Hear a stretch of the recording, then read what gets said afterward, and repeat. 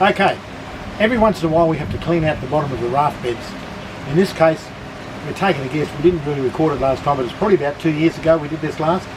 And I just want to show you the amount of sediment that's gathered in the bottom of the trays.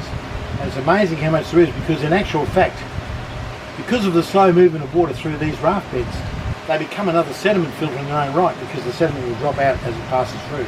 So I just want to show you, I'll just take the watch off.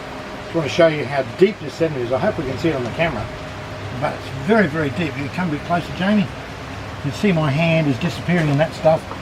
I just try and scrape some of it up, which is pretty hard to do, but it's just extremely deep, and there's a lot of sediment here. So we're going to be sucking it out using a siphon method, which I'll show you in a minute. Jamie's going to be doing that. He's already started on the job, and so it's a good chance.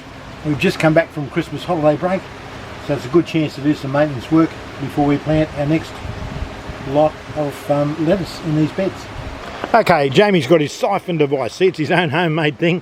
That's so he can get a broader suction area rather than just using the end of the hose. So he's actually siphoning the garbage out, and you can see where he's done it earlier today, and you can see the depth of it there. Can you see that depth? I hope you can.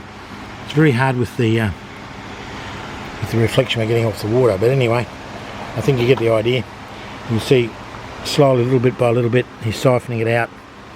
So it's a bit of a worry for us too, because in siphoning obviously you remove water. So we're siphoning off into other tanks so we can let it settle even further, suck our good water back off the top, and finally hopefully leave with just some sediment that doesn't waste too much water. And of course the sediment will go into our compost pile, so nothing is wasted.